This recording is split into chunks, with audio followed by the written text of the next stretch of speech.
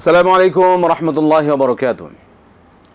আলহামদুলিল্লাহি রাব্বিল আলামিন ওয়াসসালাতু ওয়াসসালামু আলা রাসূলিহিল কারীম ওয়া খাতামান নাবিয়্যিন নবিয়িনা মুহাম্মদ ওয়া আলা আলিহি ওয়া সাহবিহি আজমাইন। সুপ্রিয় দর্শক, পৃথিবীর যে প্রান্ত থেকেই আপনারা এই মুহূর্তে এটিএন বাংলার টিভি স্ক্রিনের সামনে আছেন, সকলকে স্বাগত জানাচ্ছি এটিএন বাংলার নিয়মিত আয়োজন ইসলামী সাওয়াল জবাব সরাসরি। জীবন ঘনিষ্ঠ আপনাদের যে কোনো ধরনের প্রশ্নের জবাব ইসলামিক শরিয়ার আলোকে জানতে আপনি সরাসরি এই অনুষ্ঠানে আয়োজনে আপনি প্রশ্ন করে ফোন করে আপনি আপনার প্রশ্নের জবাব জানতে পারবেন। আমি আছি আপনাদের সাথে ইনশাআল্লাহ আজিজ একেএম ফিরোজ। আমাদের সাথে আজ স্টুডিওতে উপস্থিত আছেন শেখ শাহ ওয়ালিউল্লাহ হাফিজাহুল্লাহ। আসসালামু আলাইকুম ওয়া রাহমাতুল্লাহি ওয়া বারাকাতুহু। ওয়ালাইকুম আসসালাম ওয়া রাহমাতুল্লাহি ওয়া বারাকাতুহু। মারহাবান বিকুম। বারাকাল্লাহু ফিক। প্রিয় দর্শক, আমরা ইনশাআল্লাহ আজ আপনাদের প্রশ্নগুলো এখনই রিসিভ করবো। একটা বিষয় আপনাদের শুরুতে মনে করে দিতে চাই, তা হচ্ছে যে আপনারা যারা আমাদের সাথে এই অনুষ্ঠানে আপনি প্রশ্ন করার সুযোগ পাচ্ছেন, লাইন পাচ্ছেন, যখন আপনি আমাদের সাথে সরাসরি কথা বলবেন, আপনি যে টিভি সেট টেলিভিশন দেখছেন, টেলিভিশন ভলিউমটা কমিয়ে কথা বলুন, এটাই অনুরোধ। আমরা শুরু করবো আজকের আয়োজন ইনশাআল্লাহ। প্রশ্ন দিচ্ছি আমরা। জি মোহতারাম, আমরা শুরু করতে পারি ইনশাআল্লাহ। বিসমিল্লাহ, শুরু করছি। আসসালামু আলাইকুম। ওয়ালাইকুম আসসালাম ওয়া রাহমাতুল্লাহি ওয়া বারাকাতুহু। হুজুর, আমি ঢাকা থেকে বলতেছি। আমার তিনটা প্রশ্ন। আমার প্রথম প্রশ্ন হইতেছে, আমি তো তখন বুঝতে পারিনি আমার হাজবেন্ডটা দুই ভাই, মানে বলছিল যে আকিকা দিয়ে মানে খালাদের দাওয়াত করে খাওয়াবে আর কি, তার গ্রামের বাড়ি আমার হাজবেন্ডের, আমার আত্মীয়ের কাছে দিয়েছে খালাতো ভাই। এখন তারা কি করছে, ওই গরু ছিল পালের, মানে পালতো বাচ্চার দাদি, ওই গরু দিয়া দুই ভাইয়ের ছেলে আকিকা দিয়ে ফেলছে। ওই পরে গ্রামের মসজিদে ওই যে শুক্রবারের দিন, মানে মনে হয় না কি বার ছিল মনে নেই, মানে খাওয়ার দিতে ছিল। কিন্তু আমার বোন আমারই করছিল যে মানব করছিল, এক কাজ করিস, আমার ছেলে তখন অসুস্থ থাকতো, যে দুইটা খাসি কিনিস, একটা খাসি এদিন দিয়ে দেখ, একটা খাসি মা খালাদের সবাই দেখ।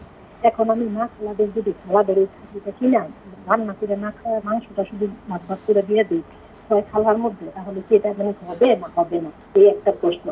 আর দ্বিতীয় প্রশ্ন হচ্ছে, আমার অনেক 1 মাস 8 দিন যাবত আজকে জ্বর, বলতেছে ডেঙ্গু না চিকুনগুনিয়া, অনেক ব্যথা, ওষুধ খেলে ভালো থাকি, ওষুধটা খেলে সাথে সাথে শরীর ফুলে যায়, একদিনের মধ্যে হাতটা ফুলে যায়, একেবারে অবস্থা খারাপ, কলও ধরতে পারি না, হাতে খাবারও খাইতে পারি না, পানি দিয়ে খাবার খাইতে হয়। আমার হাজবেন্ড বলে কি এগুলো নাকি আমি ডং করি। এখন আমি রাগের মাথায় বসছি, আমি তো আল্লাহ যদি তোমার দিকে তাইলে বুঝতা এটা কি আমার গুনাহ হয়েছে। আপনি কি বলছেন আবার বলেন? তোমার দিকে আল্লাহ তাইলে বুঝতা, তোমার দিকে আল্লাহ এই ওষুধ, এটা বলছে। ও আচ্ছা আচ্ছা আচ্ছা, আপনি বলছেন তোমার হলে তুমি বুঝতা, ঠিকই বলছেন।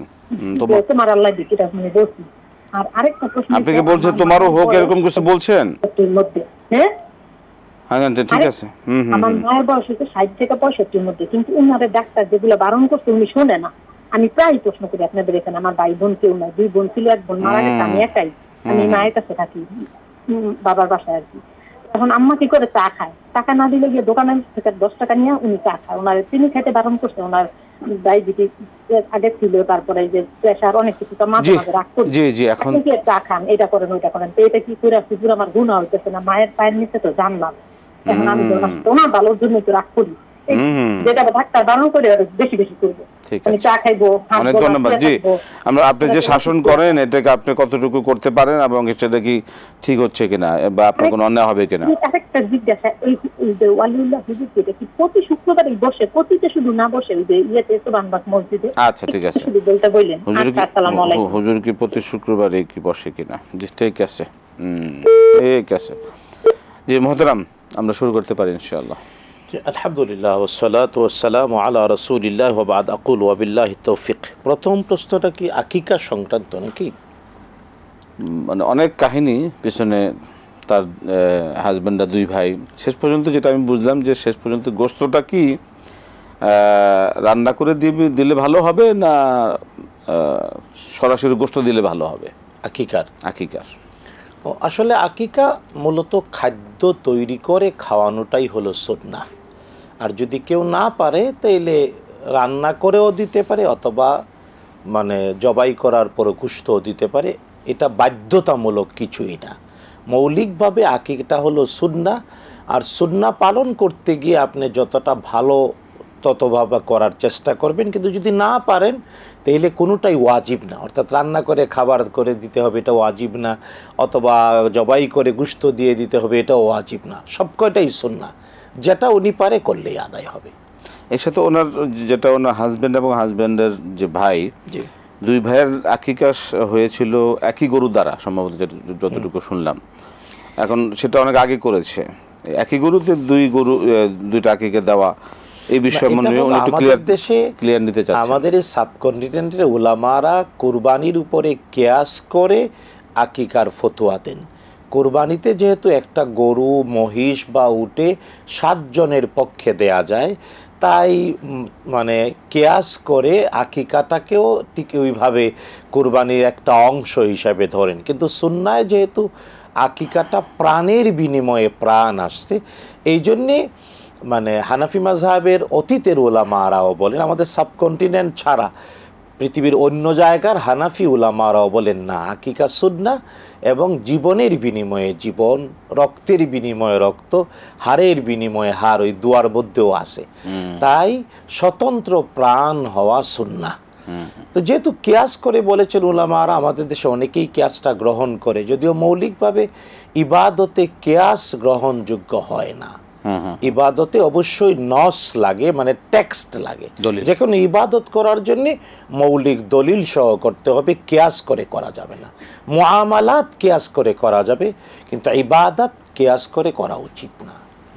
কারণ ইবাদত রাসূলুল্লাহ সাল্লাল্লাহু আলাইহি ওয়াসাল্লাম যেভাবে করে দেখিয়েছেন ওইভাবেই করতে হবে, এটাই হলো ফর্ম।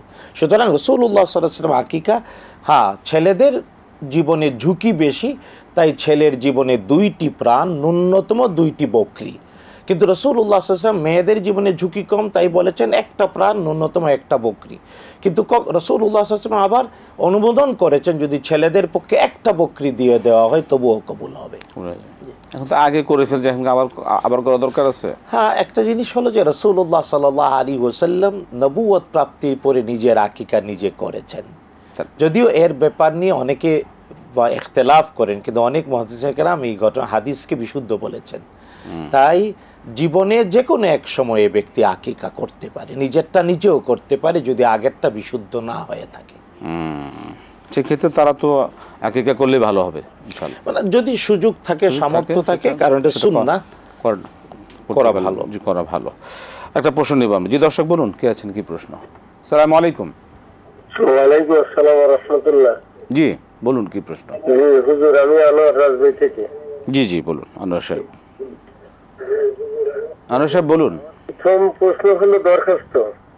11:10 থেকে ঘুরিয়ে 12:10 নিয়ে আসছেন এই অনুষ্ঠানটা, তো জোহরের নামাজ পড়া কষ্ট হয়ে যায় অনুষ্ঠান দেখে। আচ্ছা, আমাদের নামাজ হলো 1:15, তো 1:15 নামাজ হলে 12:30 প্রস্তুতি নিয়ে যেতে হয়। কিভাবে এটা সম্ভব হয়? সম্ভব হচ্ছে না, খুব কষ্ট হচ্ছে। এখন এটা 11টাই ভালো ছিল আমাদের জন্য।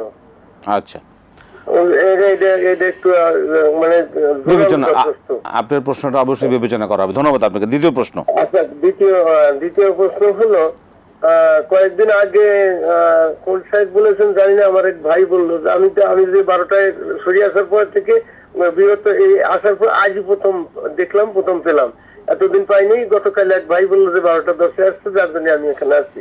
প্রশ্নটা হলো যে ঈশার সালাতের পরে যদি 4 রাকাত সালাত করা হয় উইদাউট বৈঠক না করে 4 রাকাত সালাত পড়লে সেটা নাকি তাহাজ্জুদ সালাতের সওয়াবের সমান হয়। এই হাদিসটা কোন বইতে এবং কত, মানে রেফারেন্সটা একটু ডিটেইলস উল্লেখ করলে আমরা বের করে দেখতে পারতাম। ঠিক আছে, ধন্যবাদ। জি ধন্যবাদ আনোয়ার সাহেব। আপনার বিষয়টা বিবেচনা করা হবে ইনশাআল্লাহ, কর্তৃপক্ষ বিষয়টা ভেবে দেখবেন। মোহতারাম, জ্বর হয়েছিল, সেক্ষেত্রে জামাইকে রাগ করে জামাই বলল যে, জামাই বিরক্ত হওয়াতে জামাইকে বলা হয়েছিল যে তোমার হইলে তুমি বুঝতা, তোমারও হোক, এই যে বলে ফেললেন, এটা কি অন্যায় হয়েছে কিনা? এটা কি আসলে এর জন্য কোনো কাফারা দিতে হবে কিনা? এই যে বদদোয়া করলেন, না, এটা মানে এমন বলা উচিত না, এই জন্য তওবা করলেই যথেষ্ট, কাফারা লাগবে না। তবে স্বামীকেও বোঝা উচিত যে স্ত্রী অসুস্থ হলে কি অসুস্থতা, তার কষ্টটা কেমন, তবে এটা ঠিক, স্ত্রী হয়তো বিরক্ত হয়েই বলেছেন, স্বামী বেচারা বুঝে না, তো বলছে যে ধরতে পারে না চিকুনগুনি, আসলে যার হয়েছে সেই বুঝে, কষ্ট অনেক কষ্টের। তো এই ক্ষেত্রে মানে কষ্টের ভাগাভাগি করতে হবে স্বামী স্ত্রী, চমৎকার বুঝতে কথা, হবে। চমৎকার কথা। আর স্ত্রীও রাগ করে স্বামীকে এটা বলা যাবে না, রাগ এত তাড়াতাড়ি না, বরং একটু রাগ দেরিতে করতে হবে। আল্লাহ হেদায়েত নসিব করুন। কষ্টের ভাগাভাগি। একটু কথা কোথায় যেন পড়েছিলাম যে স্বামীর যে মহব্বত, স্বামীর যে দায়িত্ব, আসল ভালো মানুষ স্বামী কারা, এটা বোঝা চলে স্ত্রীর অসুখ হলে বোঝা যায়। বাস্তবতা তাই। মা ৬০-৬৫ বছর হয়ে গেছে, কথা শুনেন অনেক ক্ষেত্রে মাকে কড়া ভাষায় শাসন করতে হয়, ডাক্তারের পরামর্শ মতো মা যেন ভালো থাকে। এই যে মাকে কড়া ভাষায় শাসন করা হয়, অনেক ক্ষেত্রে তাকে বিধিনিষেধ মানতে বাধ্য করা হয়, এটা কি অন্য মার পায়ের নিচে বেহেশতের দিকে অন্যায় হবে কিনা? দেখুন, ইব্রাহিম আলাইহিস সালাতু ওয়াস সালাম আজ থেকে হাজার হাজার বছর আগে পৃথিবী থেকে বিদায় হয়ে গিয়েছেন, কিন্তু আল্লাহ তাআলা তার কথা কোরআন আল কারীমে তুলে ধরেছেন। পৃথিবী যতদিন, মানবতা যতদিন, রিসালাত আর নবুয়তের শিক্ষা যতদিন, ইব্রাহিম আলাইহিস সালাতু ওয়াস সালামের কথা ততদিন থাকবে। ইব্রাহিম আলাইহিস সালাম তিনি শৈশবে তার বাবাকে শাসন করেছেন এবং আল্লাহ তাআলা কোরআন আল কারীমে তা তুলে ধরেছেন। ইব্রাহিম আলাইহিস সালাম তার পিতাকে বলেছেন, ইয়া আবাতি ইন্নী কাদ জাআনি মিনাল ইলম মা লাম ইয়াতিকা ফাত্তাবি'নি আহদিকা সিরাতান সাবিয়্যা। হে আমার পিতা, আমার কাছে এমন জ্ঞান আছে যা তোমার কাছে আসে নাই, আসবেও না। তুমি পিতা হতে পারো, কিন্তু আমি পুত্র, কিন্তু আমার অনুসরণ করো। আহদিকা সিরাতান সাবিয়্যা, সরল সঠিক পথ দেখায় দেব। তারপরে পিতাকে তিনি বলেছেন, ইয়া আবাতি, কেন তুমি লিমা, কেন তা'বুদিল, ইয়া আবাতি ফাআল মা তু'মার। না না, ইয়া আবাতি মানে আমি হাফেজ না, এই জন্য মুশকিল। ইয়া লা তা'বুদিশ শাইতান, না, এর আগের আয়াত, যে কেন তুমি এমন জিনিসের ইবাদত করো, মা লা ইয়াসমা ওয়ালা ইউবসির ওয়ালা ইউগনি আনকা শাইআ, মূর্তির পূজার বিরুদ্ধে কেন তুমি এমন জিনিসের ইবাদত করো, মাথা টেকাও এমন জিনিসের সামনে যে কেউ কথা শুনে না, বলতে পারে না, কোনো কল্যাণ করতে পারে না। লা তা'বুদিশ শাইতান ইন্না শাইতানা কাদা লিররহমানি আসিয়া, শয়তানের ইবাদত করো না, শয়তান আল্লাহ তাআলার অবাধ্য। তো এইভাবে শাসন করেছেন ইব্রাহিম আলাইহিস সালাতু ওয়াস সালাম তার পিতাকে, এবং আল্লাহ তাআলা তা কোরআন আল কারীমে তুলে ধরেছেন। বিষয়টা হলো, শাসনটা হবে সোহাগের ভিত্তিতে, বিদ্বেষের ভিত্তিতে নয়, আক্রোশের ভিত্তিতে নয়। বিদ্বেষ বা আক্রোশ ছাড়া অবশ্যই সন্তান পিতামাতাকে শাসন করতে পারে, এটাই সৌভাগ্য। জি, আমরা পরবর্তী একটা অনুরোধ, যে আপনার সম্পর্কে জানতে চেয়েছিলাম, আপনি কি প্রতি শুক্রবারে কি বসেন কিনা আপনার জুমার মসজিদে?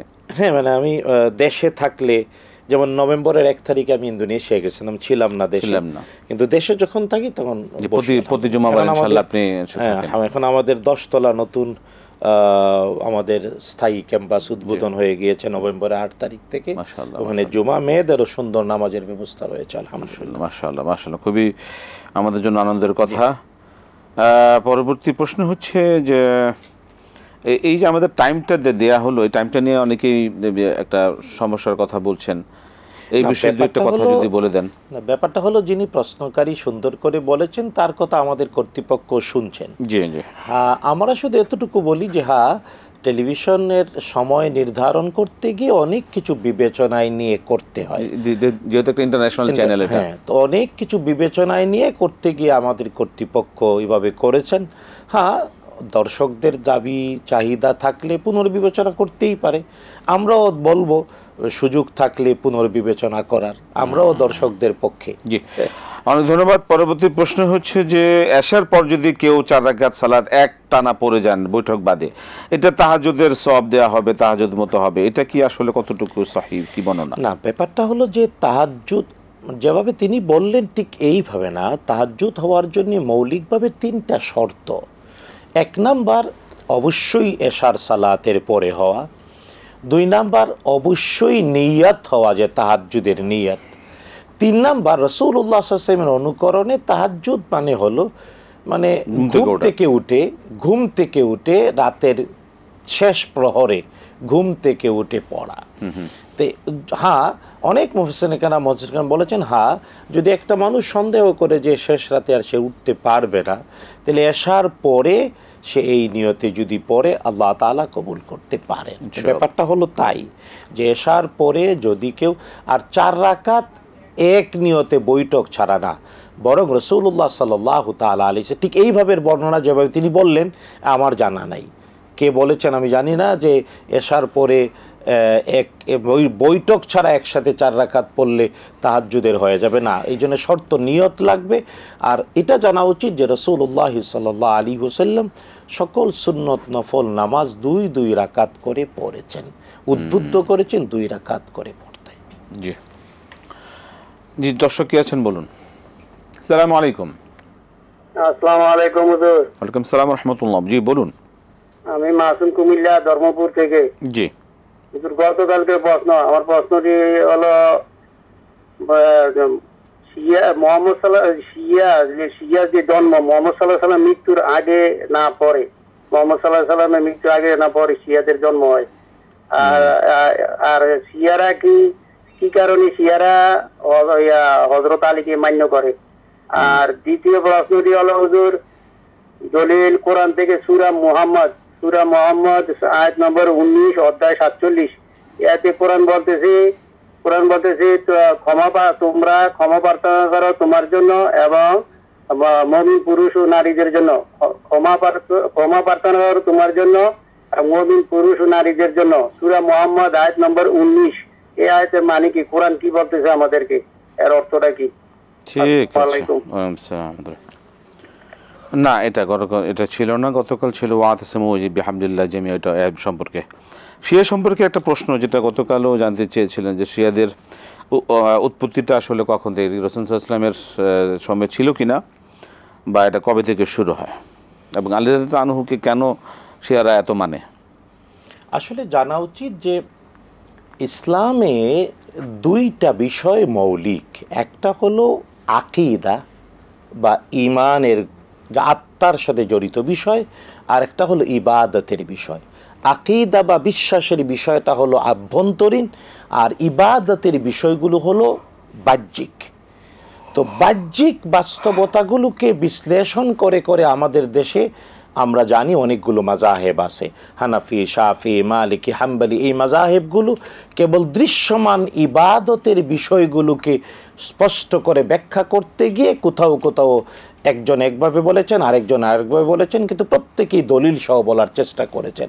তো দৃশ্যমান মাযাহেবগুলো সাধারণত দৃশ্যমান ইবাদতগুলোকে বিশ্লেষণ করে হয়েছে, কিন্তু অদৃশ্য বিষয় তথা ঈমানকে বিশ্লেষণ করে মাযাহেব আছে। এই মাযহাবগুলোর মধ্যে একটাই বিশুদ্ধ, এর নাম আহলুস সুন্নাহ ওয়াল জামাআহ। আর বিশ্বাসগত বাস্তবতায় অনেকগুলো মাযহাব অতীতে হয়েছে, বর্তমানেও চলমান আছে। বিশ্বাসগত বাস্তবতায় বিভ্রান্ত এমন একটা মাযহাবের নাম হলো শিয়া। বিশ্বাসের বাস্তবতায় মানে হৃদয়ের বিষয়গুলো, ঈমানের বিষয়গুলো, আকীদার বিষয়গুলো চর্চা করতে গিয়ে ভিন্ন ভিন্ন মত কোরআন হাদিস থেকে বেরিয়ে গিয়ে, যেমন কাদারিয়া, যেমন জাবারিয়া, যেমন রাফেজি। শিয়াদেরকে আরবিতে বলে রাফেজি, আমরা বলি শিয়া, আর আরব দেশে বলা হয় রাফেজি। তো এই শিয়াও একটা বিভ্রান্ত মত আহলুস সুন্নাহ ওয়াল জামাআহ থেকে আলাদা হয়। কেবলমাত্র শিয়াদের মধ্যে শিয়া জায়েদিয়া, যেটা উমানে আছে, উমানে, এদেরকে কাফের বলা হয় না আহলুস সুন্নাহ ওয়াল জামাআতে। এছাড়া অন্য যত শিয়া আছে তারা প্রত্যেকেই তাদের বিশ্বাসের কারণে আহলুস সুন্নাহ ওয়াল জামাআত থেকে বেরিয়ে গিয়েছে এবং প্রত্যেকেই হলো বিভ্রান্ত। এখন শিয়াদের এই উৎপত্তিটা কিন্তু রাসূলুল্লাহ সাল্লাল্লাহু আলাইহি ওয়াসাল্লামের সময়ে হয় নাই।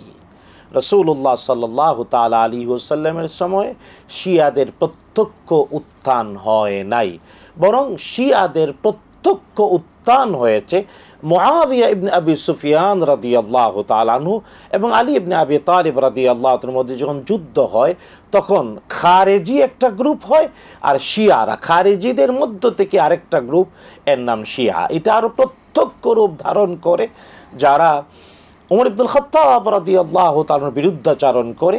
পারস্য বিজয়, কাদেসিয়ার যুদ্ধ যখন হয়, কাদেসিয়ার যুদ্ধ ওমর ইবনুল খাত্তাব রাদিয়াল্লাহু তাআলার সময়ে কাদেসিয়ার যুদ্ধের মাধ্যমে পারস্য সাম্রাজ্য ধ্বংস হয়ে যায়। আর হ্যাঁ, এর থেকেও শত্রুতা লালন করে নাউযুবিল্লাহি মিন যালিক, কারণ শিয়া বুঝার জন্যে একটা প্রশ্ন যথেষ্ট। যেমন আমরা অনেক সময় বলি কাদিয়ানি বুঝার জন্যে একটা প্রশ্ন যথেষ্ট, যে কেউকে যদি কাদিয়ানি সন্দেহ হয় একটা প্রশ্ন করবেন যে ঈসা ইবনে মারিয়াম আলাইহিস সালাম জীবিত না মৃত। যে ব্যক্তি বলে ঈসা আলাইহিস সালাম জীবিত, সে আহলুস সুন্নাহ ওয়াল জামাআহ, সে কোরআনের পক্ষে।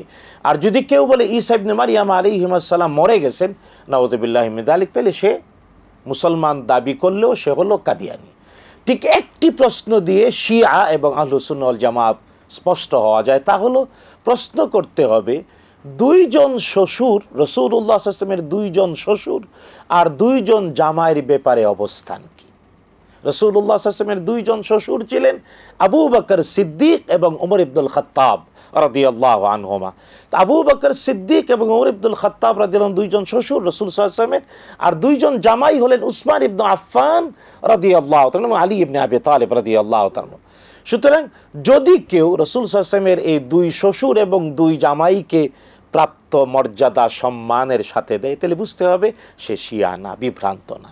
কিন্তু যদি আলী ইবনে আবি তালিব রাদিয়াল্লাহু তাআলাকে অগ্রাধিকার দিয়ে উসমান ইবনে আফফান, ওমর ইবনুল খাত্তাব রাদিয়াল্লাহু তাআলা আনহু এবং আবু বকর সিদ্দিক রাদিয়াল্লাহু তাআলাকে অপবাদ দেয়, তাহলে বুঝতে হবে সে আহলুস সুন্নাহ ওয়াল জামাআর অন্তর্ভুক্ত নয়, সে হলো শিয়া। তো এটা অনেক দীর্ঘ একটা বক্তব্য। আমি শুধু এতটুকু বলি যে মুআবিয়া ইবনে আবি সুফিয়ান এবং আলী ইবনে আবি তালিব রাদিয়াল্লাহুর মধ্যে যখন উষ্টের যুদ্ধ হয়, এর থেকেই সূচনা হয়ে হয়ে সিফিনের যুদ্ধ হয়ে পরবর্তীতে খারেজি একটা গ্রুপ বেরিয়ে যায়, আরেকটা হলো রাফেজি। আর রাফেজি মানেই হলো শিয়া।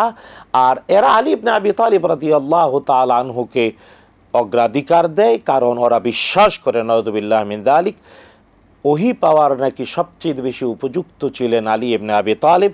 জিবরিল আলাইহিস সালাম নাকি ভুল করেছেন, নাউযুবিল্লাহি মিন যালিক। শুধু তাই না, আবার আলী ইবনে আবি তালিব রাদিয়াল্লাহু তাআলা আনহু সন্তান ফাতেমাতুজ জাহরা রাদিয়াল্লাহু তাআলা আনহুর গর্ভ থেকে ছিলেন পাঁচজন, 3 পুত্র 2 কন্যা। কিন্তু আফসোস তারা কেবল একজনকে নিয়ে ব্যস্ত থাকে, তার নাম হলো হুসাইন রাদিয়াল্লাহু। তো তার বড় ভাই হাসান, তিনিও শহীদ। হাসান, হুসাইন এবং মুহসিন। কিন্তু মুহসিন রাদিয়াল্লাহু তাআলা আনহু এবং হাসান রাদিয়াল্লাহু প্রসঙ্গ বলে না, শুধু হুসাইনকে নিয়ে ব্যস্ত। এর একটা কারণ ছিল, হুসাইন রাদিয়াল্লাহু তাআলা আনহুর এক স্ত্রী ছিলেন তৎকালীন কাদেসিয়ার যুদ্ধ থেকে ফেরত যুদ্ধবন্দীদের একজন, এই পারস্য সম্রাটের পরিবারের একজন নারী, যাকে বিবাহ করেছিলেন আলী ইবনে আবি তালিবের পুত্র হাসান নন, বরং হুসাইন রাদিয়াল্লাহু তাআলা।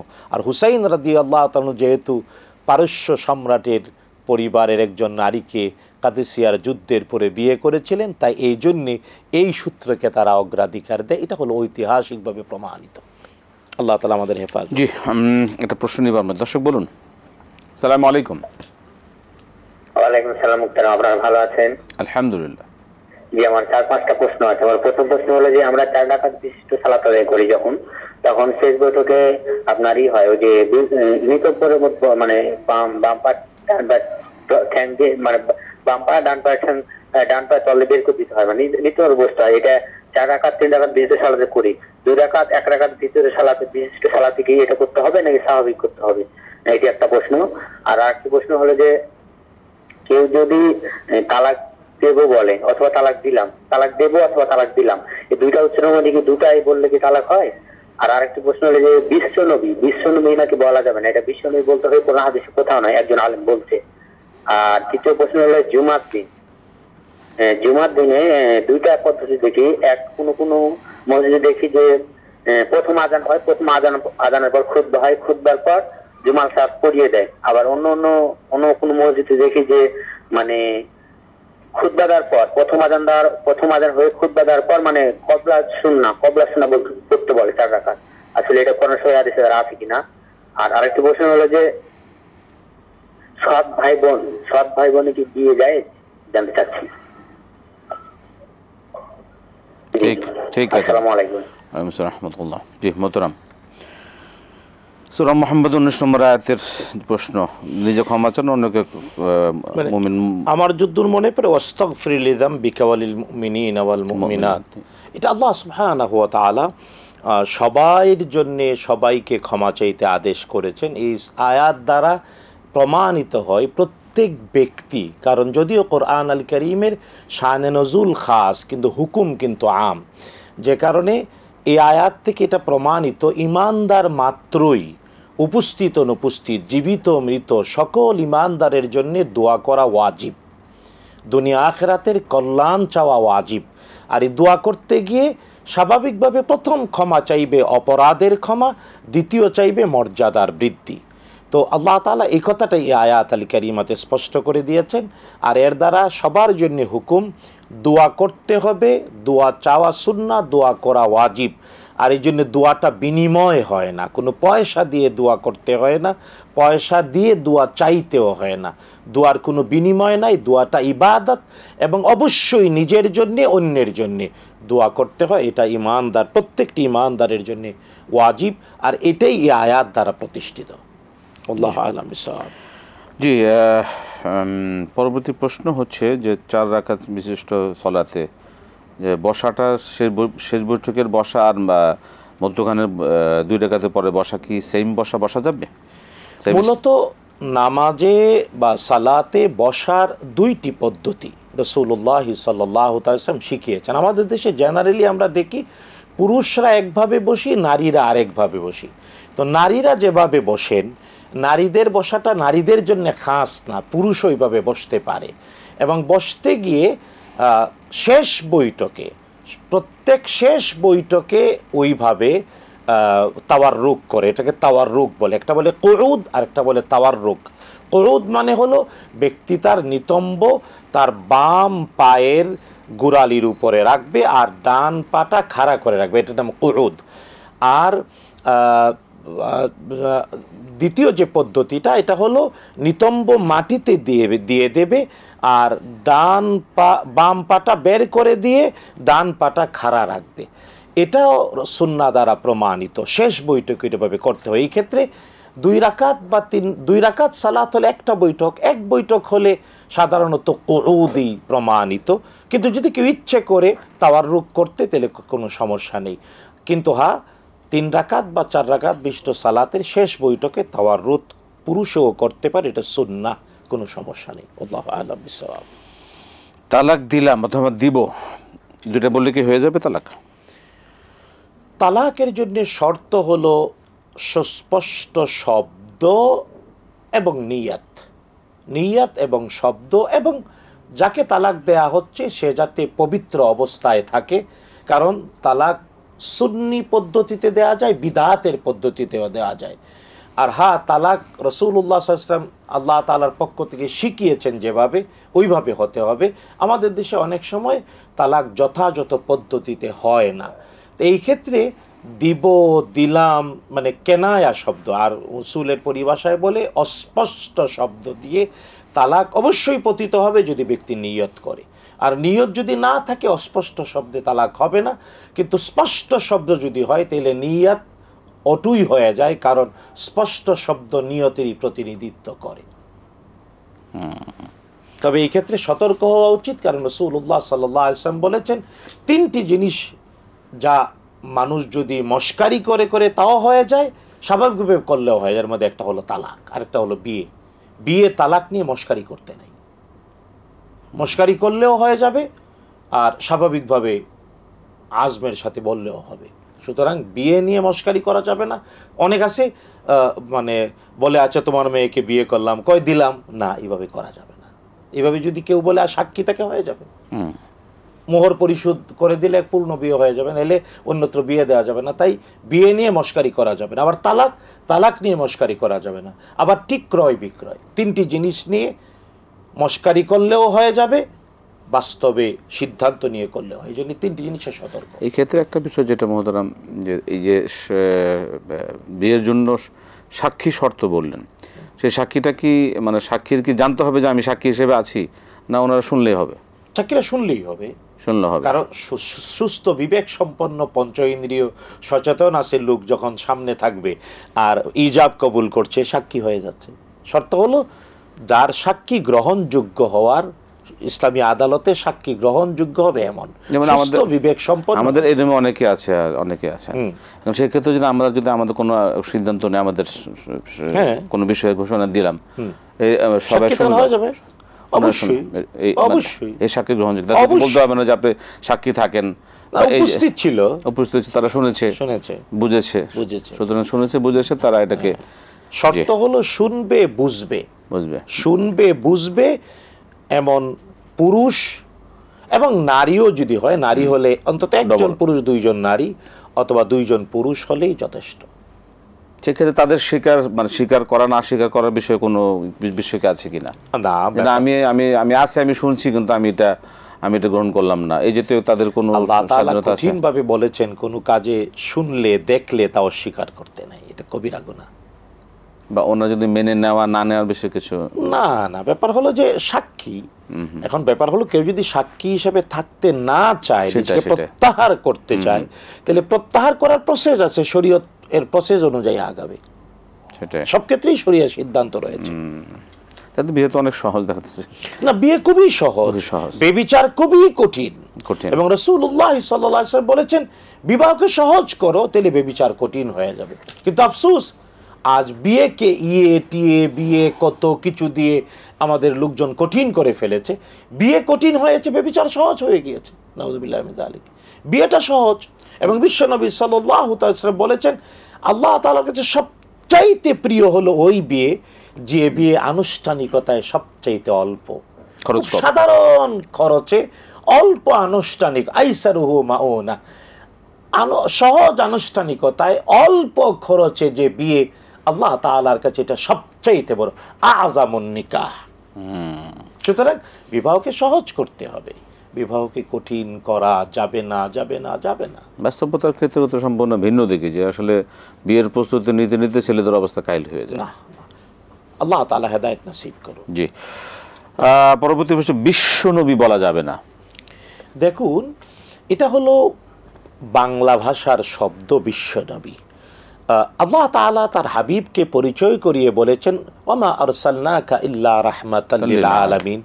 আল্লাহ তাআলা তার হাবিবকে বলেছেন কুল ইন্নী রাসূলুল্লাহি ইলাইকুম জামিআন।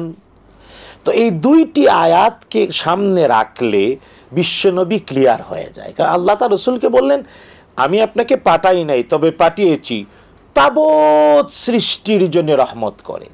আল্লাহ তাআলা তার রাসূলকে নবী আপনি ঘোষণা করে দিন আমি তোমাদের সবার জন্য আল্লাহর পক্ষ থেকে প্রেরিত রাসূল। মানে লিল আলামিন মানে তো বিশ্ব। সুতরাং এই কথাটা যিনি বলেন বিষ্ণু আসলে কি মোটা মাথা হয়ে গেছে, লেখাপড়া কম, বুদ্ধিশুদ্ধি কম, জানে না ভাষা, এই জন্য উল্টা পাল্টা। আল্লাহ হেদায়েত নসিব করুন। জুমার দিনে আজানের পরে যে আসলে আজান কয়টা, এবং এই আজানের পরে যে বলা থেকে কাবলাল জুমা, আসলে কোনটা আমরা গ্রহণ করব?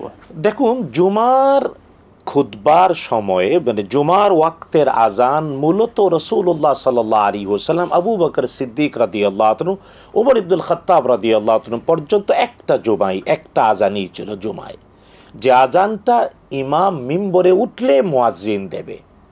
এই একটা আজানই ছিল রাসূলুল্লাহ সাল্লাল্লাহু আলাইহি ওয়াসাল্লামের সময়ে, আবু বকর সিদ্দিক রাদিয়াল্লাহু আনহুর সময়ে, মানে ওমর ইবনুল খাত্তাব রাদিয়াল্লাহু আনহুর সময়ে। উসমান ইবনে আফফান রাদিয়াল্লাহু আনহু যখন মুসলিম জাহানের খলিফা হলেন, তিনি মসজিদে নববীর এক্সটেনশন করলেন, মসজিদে নববীকে বড় করলেন। তখন বেশ কিছু সাহাবীরাও এর সমালোচনা করেন। উসমান ইবনে আফফান জবাব দিলেন, না, বিশ্বনবী বলেছেন মান বানা লিল্লাহি মসজিদান বানাল্লাহু লাহু বাইতান ফিল জান্নাহ। আমি আল্লাহ রাসূলের এই কথাটাই গ্রহণ করেছি। মসজিদে নবীজি তৈরি করেছেন, এটাকে অবশ্যই বাড়ানো যাবে, বড় করা যাবে, আমি করে দেখালাম। উসমান ইবনে আফফান, এবং তিনি তখন বললেন হ্যাঁ জুমার দিনে অনেক লোকজন হয়, সুতরাং ইমাম মিম্বরে উঠলেই যখন আজান দেয়া হয় অনেকে এসে খুতবা পান না, অথচ জুমার খুতবাটা ওয়াজিব। সূরাতুল জুমাতে আল্লাহ তাআলা স্পষ্ট করে জুমার আজান এবং খুতবার প্রসঙ্গ কঠিন করে বলেছেন ইযা নুদিয়া লিস-সালাত বিয়াউমিল জুমআ ফাসআউ ইলা যিকরিল্লাহি ওয়া দারুল বাই। যখন জুমার আজান দেয়া হবে সব কিছু ব্যবসা বাণিজ্য ছেড়ে দিয়ে দৌড়াও আল্লাহর দিকিরের দিকে। উসমান ইবনে আফফান রাদিয়াল্লাহু আনহু বলেন, লোকজন তো অনেকেই সমস্যায় পড়ে, মুসলমান সংখ্যাও বেড়েছে, কাজ কর্মের পরিধি বেড়েছে, তাই তিনি বললেন হ্যাঁ, ওয়াক্ত হলে একটা আজান হবে। এই জন্যে উসমান ইবনে আফফান রাদিয়াল্লাহু তাআলা আনহু তিনি সংযোজন করেন দ্বিতীয় আজান, যেটা এখন প্রথম দেয়া হয়, শরীয়তে বলা হয় দ্বিতীয় আজান। দেয়া হয় প্রথমে, শরীয়তের ভাষায় এটা দ্বিতীয়, অর্থাৎ ওয়াক্ত হলে পরে আজান দেয়া হয়। ওই আজান শুনে লোকজন সতর্ক হয়ে দ্রুত আসে।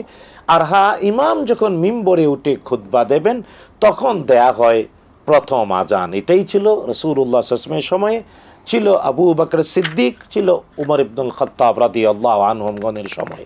অনেকে আবার বলে না, তাহলে তো রাসূল সাল্লাল্লাহু আলাইহি ওয়াসাল্লামের সময়ে উমর ইবনুল খাত্তাব এবং আবু বকর সিদ্দিক রাদিয়াল্লাহু তাদের সময় একটা ছিল, একটাই দেব না।